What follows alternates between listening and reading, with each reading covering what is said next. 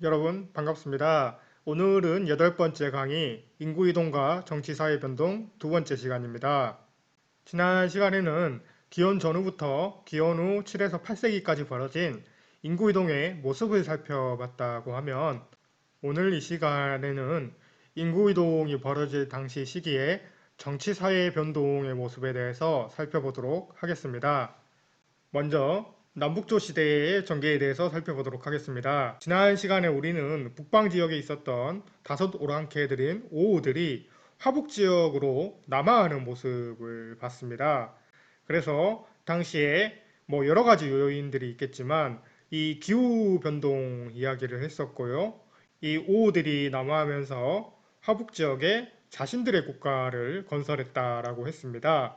그래서 그 시기를 5, 16국 시기라고 부른다고 했죠. 그리고 이 오우들이 남하하면서 한족들은 강남 지방으로 남하하게 됐었죠. 그러면서 많은 인구 이동이 발생했다라고 배웠습니다. 그러나 이 오우들이 세운 국가들은 대부분 다 이 오래가지 못했다라고 이야기를 했습니다. 그러나 오우들에 비해 선비족이 세운 이민족 왕조인 이 북이는 꽤 오랫동안 왕조를 유지하게 되는데요. 그 이유가 바로 이 한화 정책에 있습니다. 이 한화 정책의 내용은 여러분들 굉장히 중요합니다. 시험에 자주 기출이 됐었고요. 여러분들이 꼭 알아야 될 주제라고 할 수 있겠습니다. 이 한화 정책이라고 하는 건 말 그대로 한족처럼 변화한다라고 하는 건데요. 그러니까 이 북방민족의 세운 국가였던 북이가 중국식의 국가의 모습처럼 변화하는 정책들을 이야기합니다.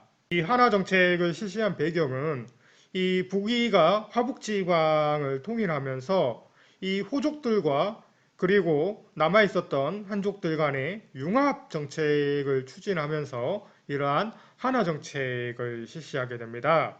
이러한 배경하에서 북위의 한화 정책은 실시되었는데요. 그 내용으로는 수도를 원래 자신들의 근거지하고 가까웠던 이 평성에서 이 중원 지역인 루어양으로 옮겼다라고 하는 건데요.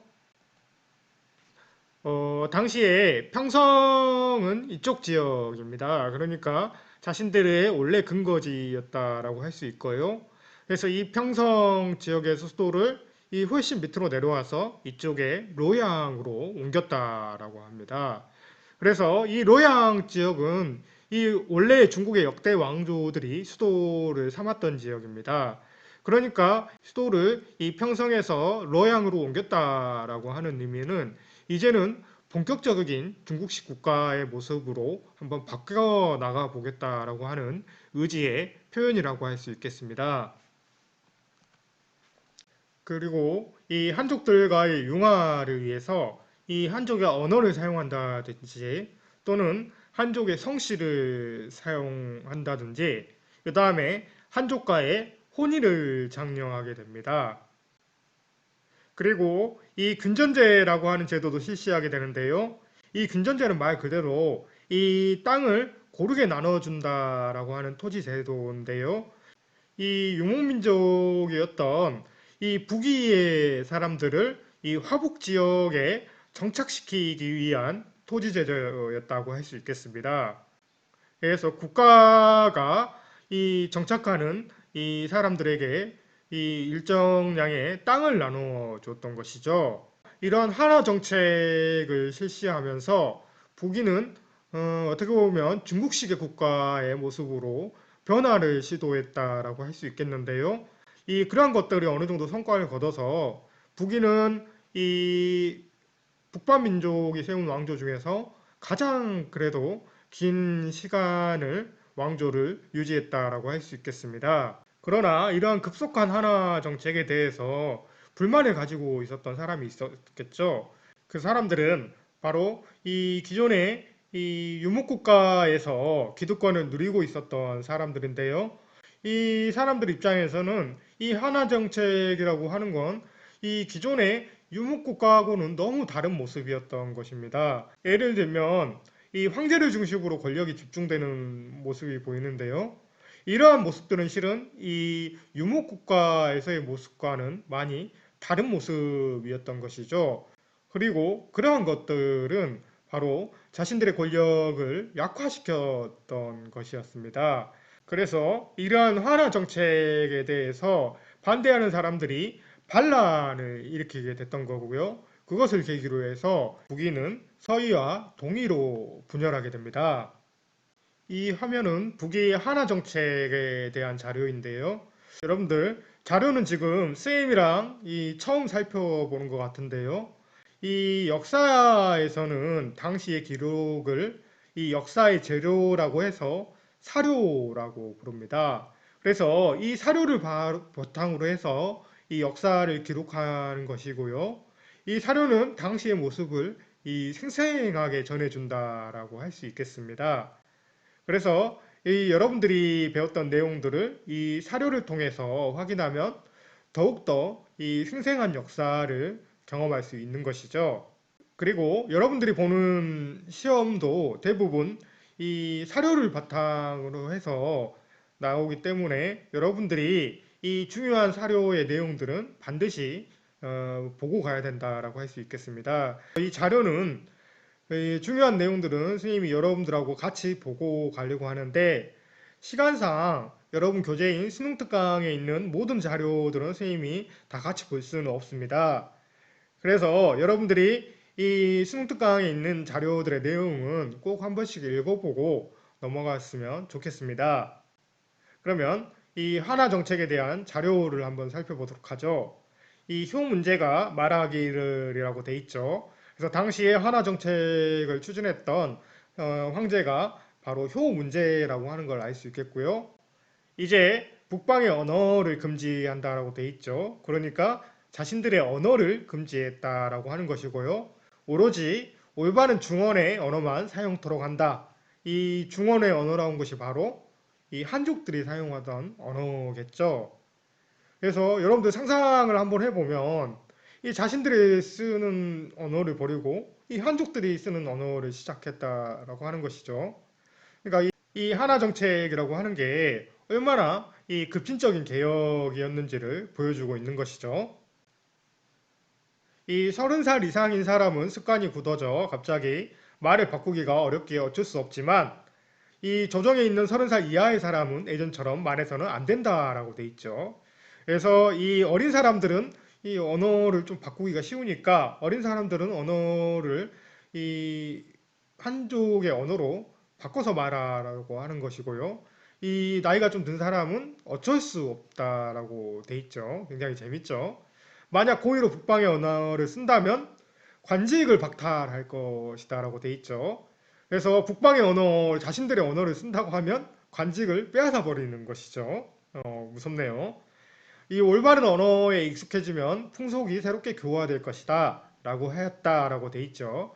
그래서 이 북위의 한화 정책의 모습을 아주 생생하게 보여주는 자료라고 할 수 있겠습니다.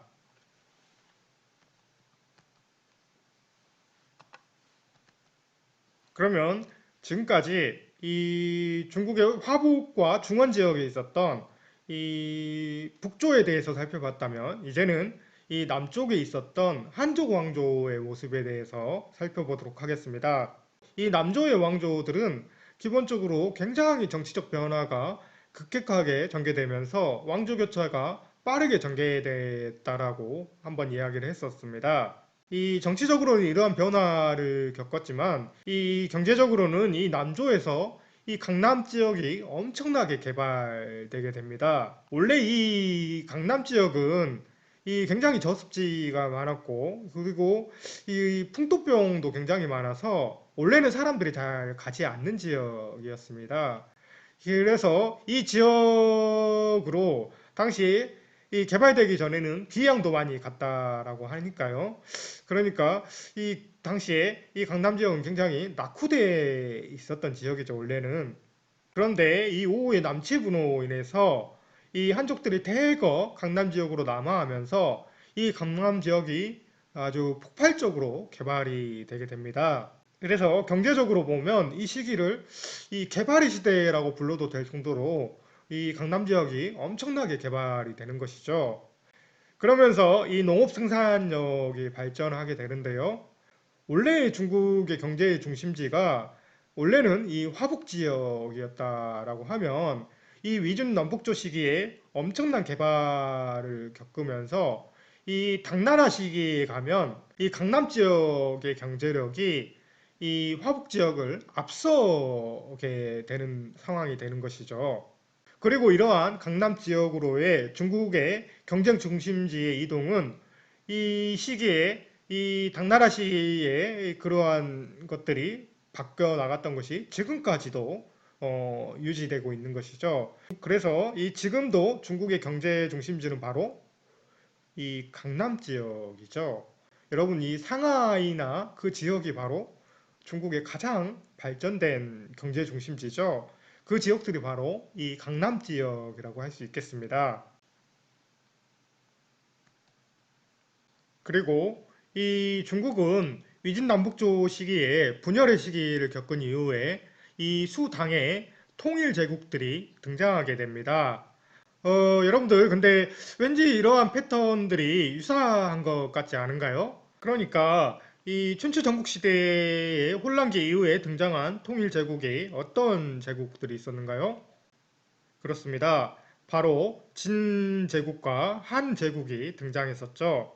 그리고 이 한나라 이후에 위진남북조의 혼란기 이후에 다시 이 수단과 같은 통일 제국들이 등장하게 됐던 것이죠. 그러니까 이 패턴이 이 혼란기를 겪었다가 다시 통일이 되고 다시 이 분열이 되고 다시 통일을 하고 이런 것들이 반복되는 모습이라고 할 수 있겠습니다. 쌤이 이러한 패턴을 이야기한 건 진나라와 한나라의 모습과 이 수와 당의 모습이 굉장히 비슷한 모습이 맞습니다. 이 진나라는 이 수나라에 비교를 해볼 수 있겠고요. 이 한나라는 이 당나라에 비교를 해볼 수 있겠습니다. 이 진나라와 수나라가 비슷한 점은 이 바로 왕조가 이 유지된 시기가 굉장히 짧았다라고 하는 점이죠. 진나라는 나라가 이 15년 정도 갔는데요. 여러분들 수나라는 몇 년 정도 갔는가요? 그렇습니다. 이 수나라는 37년 정도 갔죠. 그러니까 이 수나라도 이 통일을 이룬 이후에 이 굉장히 빨리 나라가 망한 것이죠. 이 수나라도 진나라와 비슷하게 이 분열된 시기를 통일 후에 강력한 집권 정책 및 대외 정책을 구현하다가 오히려 이에 대한 반발로 나라가 빨리 망했다라고 할 수 있겠습니다. 그래서 이러한 점들이 진나라하고 수나라가 많이 비슷하다고 할 수 있겠네요. 그리고 이 당나라는 이 한나라와 많이 비슷한데요. 당나라는 이 한나라가 진나라의 이 시스템을 그대로 물려받았다라고 하면 이 당나라는 바로 이 수나라의 시스템을 그대로 물려받았던 것이죠. 그래서 이 그런 면에서 이 당나라는 이 한나라와 굉장히 비슷한 왕조였다라고 할 수 있겠습니다. 그리고 이 당나라도 이 내부적인 통일 작업을 완료한 이후에 이 외부로의 팽창을 시도했다라고 하는 점에서 이 한나라와 비슷한 모습을 보였다라고 할 수 있겠습니다. 그래서 여러분들이 이 수나라하고 당나라를 공부할 때, 아, 수나라는 이 진나라와 많이 오버랩이 되는구나. 그리고 이 당나라는 이 한나라와 많이 오버랩이 되는구나. 이런 느낌을 가지고 공부를 하면 도움이 되겠습니다. 여러분들, 이 수나라는 581년에 북주의 외척 출신인 이 양견이라고 하는 사람이 건국을 했습니다. 그리고 이 9년 만에 이 남북조를 통일하게 되는데요. 그리고는 이 과거제를 실시한다던가 대운하를 건설하는 이 내부적인 정비 작업을 하게 되는 것이죠.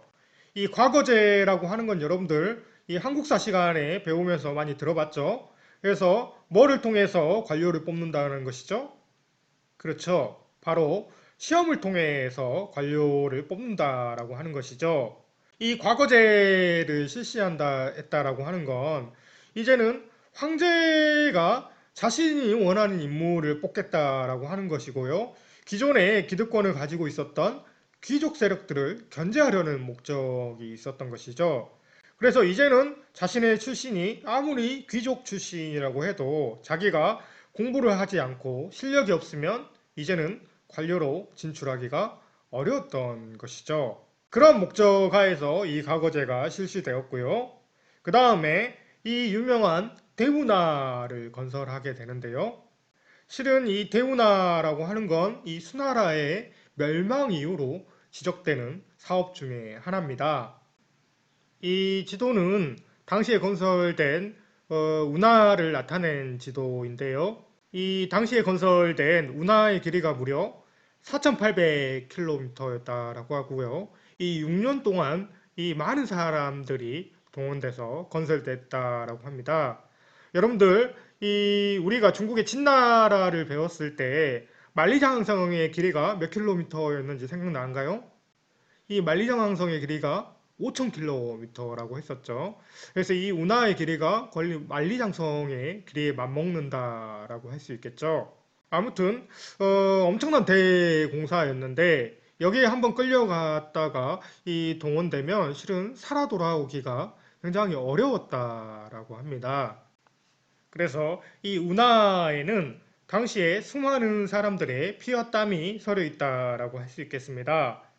그리고 이 운하를 만든 목적은 실은 뭐 황제가 이 관광 목적으로 만들었다라고 해서 당시 황제를 비난하는 뭐 그런 이야기도 있지만 실은 이 운하를 만든 목적은 이 강남과 화북 지역을 연결하고 그리고 이 두 지역을 이 수도 지역과 연결시키는 그러한 물자 유통의 이 허브 역할을 하기 위해서 만들었다라고 할 수 있겠습니다. 여러분들 좀 전에 이 강남 지역이 위진 남북조 시기에 엄청나게 개발을 했다라고 했죠. 그래서 이 수나라 당나라 시기에 가면 이 강남 지역의 경제력이 이 화북 지역을 앞서게 되는데요. 그래서 이 많은 양의 물자를 이쪽의 화북이나 이 수도 지역으로 이 올릴 필요가 있었던 것이죠. 그래서 이 그러한 목적 때문에 이러한 운하를 만들었다라고 할 수 있겠습니다.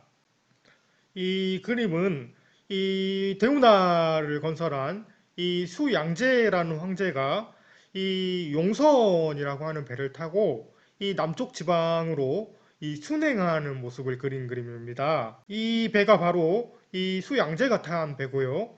이 가운데가 바로 이 수양제라고 할 수 있겠네요.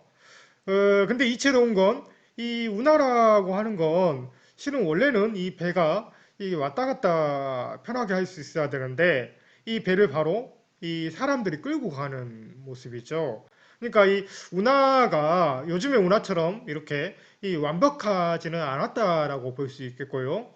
이 황제가 한 번씩 이렇게 이 순행을 하는데 이 많은 사람들이 동원됐다라고 하는 걸 보여주고 있습니다. 그리고 이쪽에는 이쪽의 배가 바로 이 용의 모습을 하고 있다면 이쪽의 모습은 또 다른 모습을 하고 있죠. 여기에는 누가 타고 있었을까요? 그렇죠. 이 배는 바로 황후가 탄 배였다라고 할 수 있겠습니다.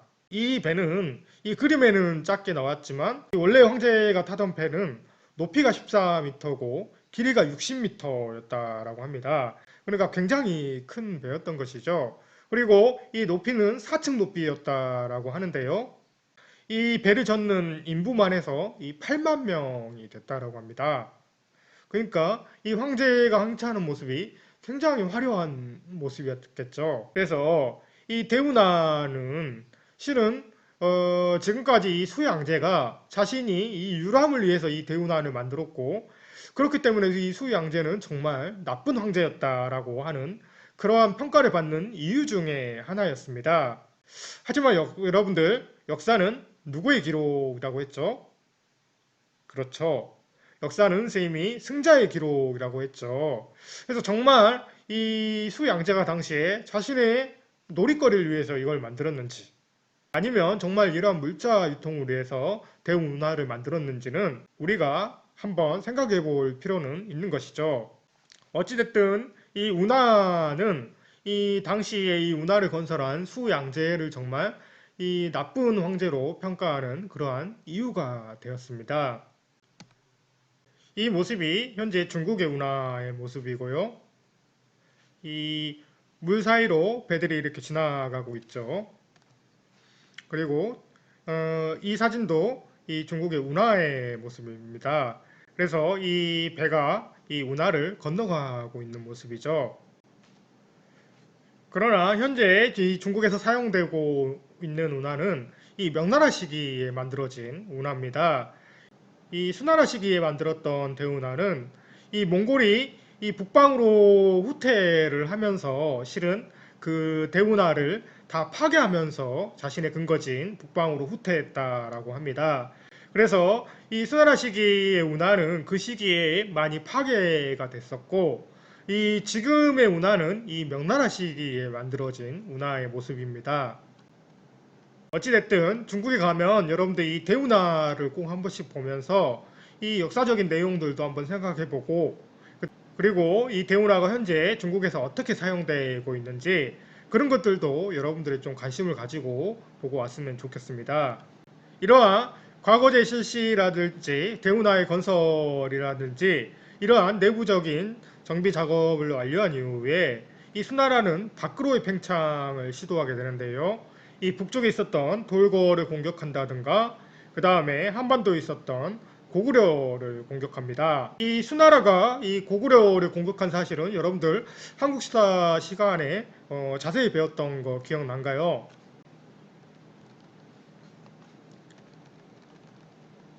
지도를 통해서 이 수나라의 고구려 침략을 간단히만 살펴보면요.